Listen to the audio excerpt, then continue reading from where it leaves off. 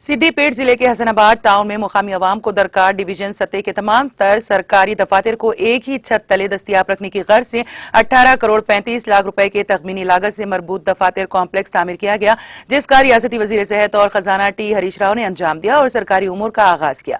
इब्तिदाई तकरीब में मुकामी रुकन असम्बली वी सतीश कुमार, नायब सदर planning board B Vinod Kumar, सदरनशीन जिला परिषद वी रोजा राधा कृष्णा शर्मा, हसनाबाद हल्के में शामिल मुख्तलिफ मंडलों के ओहदेदार, अवामी नुमाइंदे, मुख्तलिफ इलाकों से आई हुई अवाम पार्टी कायदीन की कसीर तादाद मौजूद थी।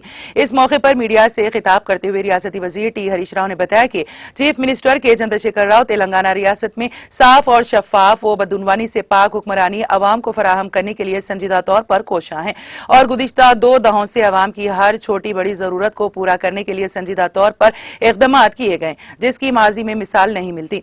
मुत्तहिदा रियासत में तेलंगाना का इलाका ज़ायद 6 दहों पर मुश्तमिल हक तलफियों व नाइंसाफियों की वाक़या से भरा हुआ है। इसके अजाले के लिए तीसरी मरतबा भी भारत राष्ट्रीय समिति को बरसर इख्तिदार लाना न सिर्फ अवाम के हक में सूदमंद होगा बल्कि रियासत की तरक्की और जेर तकमील तमाम तरक्याती कामों की अंजामदही के लिए नागजीर है। उन्होंने बरजुस्ता कहा कि अपोजिशन जमातें कितनी ही ट्रक क्यों ना कर लें, बीआरएस पार्टी और चीफ मिनिस्टर केसीआर हर सूरत अपनी हैट्रिक करेंगे।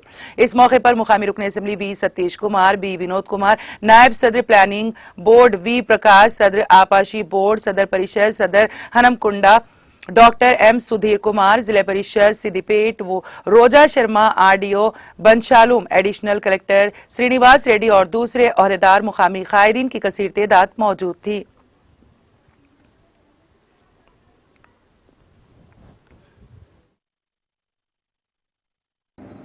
ఈరోజు హుస్నాబాద్లో 19 కోట్ల రూపాయలతో నిర్మించినటువంటి ఇంటిగ్రేటెడ్ ఆఫీస్ కాంప్లెక్స్ను ప్రారంభించుకోవడం జరిగింది.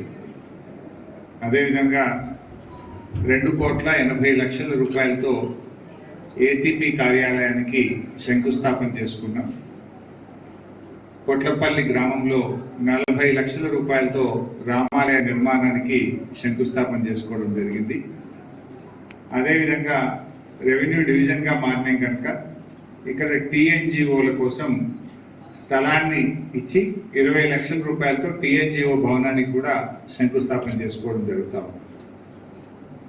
ఇవాళ కేసీఆర్ గారి ఆశీస్సులతోనే హుస్నాబాద్ను రెవెన్యూ డివిజన్గా మనం సాధించుకున్నాం.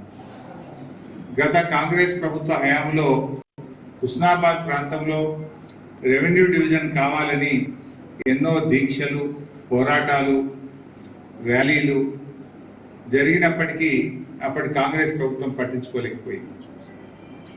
కానీ ఈరోజు కేసీఆర్ గారు హుస్నాబాద్కు రెవెన్యూ డివిజన్ వారు అందించడం, ఇవాళ అన్ని కార్యాలయాలు కూడా హుస్నాబాద్కు ఒక్కొక్కటిగా వస్తూ ఉన్నాయి. హుస్నాబాద్లో మరి రెవెన్యూ డివిజన్ ఇవ్వడమే కాదు, ఇలా అధునాతన సౌకర్యాలతో ఉన్నటువంటి ఈ ఆఫీస్ కాంప్లెక్స్ ఆర్డీఓ గారు అందరూ అధికారులు